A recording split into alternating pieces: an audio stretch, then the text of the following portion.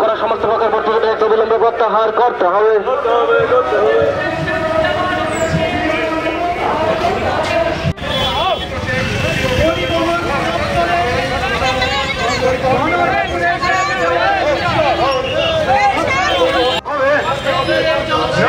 সংগ্রাম সংগ্রাম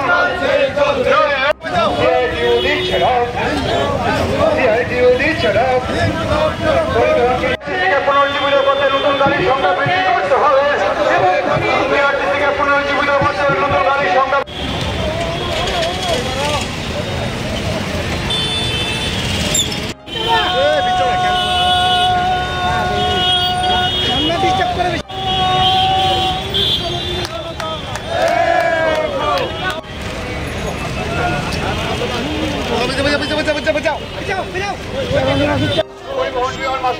পরিবহন দপ্তরকে কার্যকরী পদক্ষেপ গ্রহণ করতে হবে। পরিবহন বিমান মাশুল কমাতে পরিবহন দপ্তরকে কার্যকরী পদক্ষেপ গ্রহণ করতে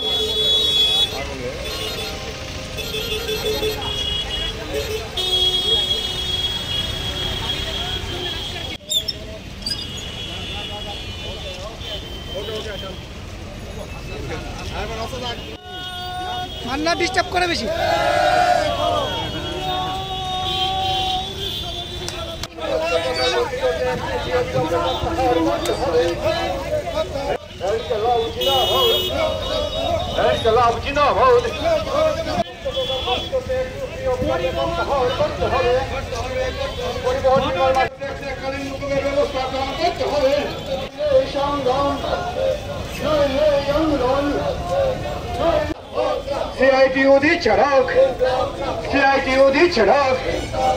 রাস্তায় চলনে এমন যানবাহনগুলির উপর জমাকৃত ট্যাক্স এককালীন মুকুবের ব্যবস্থা শ্রমজীবী আছে যারা পরিবহনের সাথে যুক্ত।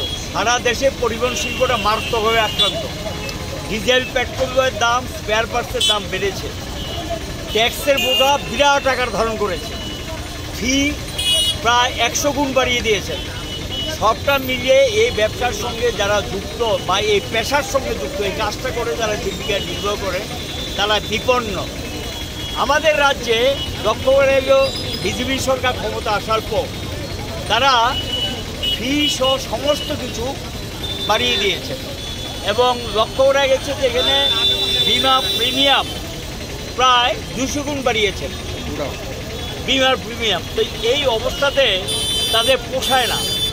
এখন এইটাকে আমাদের রাজ্যে যদি আমরা ধরি, প্রায় কমপক্ষে 3 থেকে 3.5 লক্ষ প্রত্যক্ষ পরোক্ষভাবে পরিবহন শিল্পের সঙ্গে যুক্ত। কেউ নিজেরা সেলফ এমপ্লয়মেন্ট অটো যারা চালান, এবং এরা যদি কর্মহীন হয়ে যায় অবস্থাটা কোথায় গিয়ে দাঁড়াবে। তার সঙ্গে চলছে পুলিশের নির্যাতন। একদিকে পরিবহন দপ্তরে গেলে সেখানে দালাল না ধরে কোনো কাজ হয় না, ট্যাক্সের বোঝা চাপিয়ে দিচ্ছে, এবং তার সঙ্গে পুলিশের চলছে যুবকবাজি। শুধু চুরাইবাড়ি থেকে আগরতলা আসতে 25 থেকে 27টা চেকপোস্টে চেকিংয়ের নামে দিতে হচ্ছে। কি দিতে হচ্ছে এটা বুঝে নিন। এবং দিতে হচ্ছে মানে সেখানে কাগজপত্র সব ঠিক থাকলেও আমাদেরকে দিয়ে যাওয়া, এটা না দিলেই তার গাড়িটা আটকে রাখে। হয়রানি চূড়ান্ত পর্যায়ে গেছে। একটা ট্রাকের ড্রাইভার বোম্বে থেকে মাল নিয়ে আসে, কাশ্মীর থেকে নিয়ে আসে, পাঞ্জাব থেকে নিয়ে আসে, এত জায়গায় যদি তাকে হয়রানি করা হয় চেকিংয়ের নামে, এটা কি হচ্ছে? এই অরাজকতা চলবে? এটা তো চলতে পারে না। চেকিং করুক, চেকিংয়ের বিপক্ষে আমরা না, কিন্তু তার জন্য তো একটা সিস্টেম থাকবে, যেই সিস্টেমে চেকিংটা হবে। একটা পোস্টে যদি চেকিং হয়ে যায়, নেক্সট পোস্টে তো বলে দিতে পারে যে এই গাড়িটা চেক হয়েছে, ছেড়ে দাও। কিন্তু এইভাবে যদি একটু পর পর চেকিংয়ের নামে এগুলো চলতে থাকে, পুলিশের সেখানে যদি তাদের কিছু না দেওয়া হয়, মামলা ঠুকে দেয়। প্রচুর পরিমাণ মামলা, হাজার হাজার মামলা পরিবহন শ্রমিকদের বিরুদ্ধে হয়েছে। এগুলো কোর্টে গিয়ে তাদের হাজিরা দিতে হচ্ছে।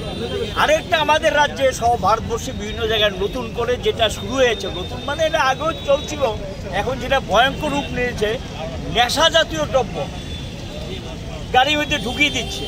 মালিক জানে কি ঢুকিয়ে দিচ্ছে। ধরা পড়ছে কে? ড্রাইভার। অ্যারেস্ট কে? ড্রাইভার। জেলে কে? ড্রাইভার।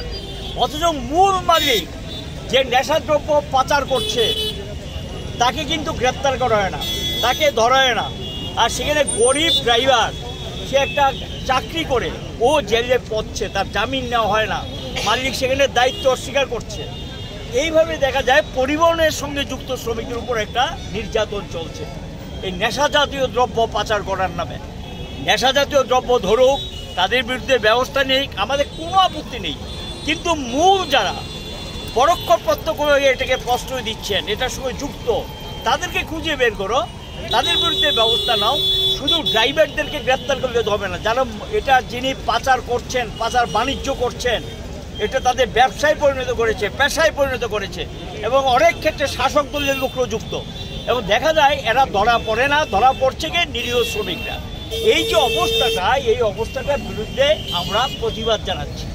পুলিশের কাছে যাওয়া হবে, পুলিশ দেখা যায় সরকারের টাকার দরকার, এর জন্য যদি পরিবহন শ্রমিকরা টাকা দেবে, পরিবহন শ্রমিকদের উপর লক্ষ্য করা যায় আসতে মামলা, যেতে মামলা এবং ফাইন, এবং কিছু হলেই একটা ফাইন, কিছু হলেই ফাইন।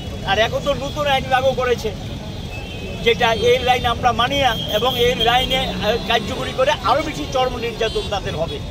এই ফাইন দিতে দিতে তাদের ব্যবসা বাণিজ্য সব লাঠে উঠেছে, কর্মহীন হয়ে গেছে বিরাট অংশের শ্রমিক ত্রিপুরাজ্যে।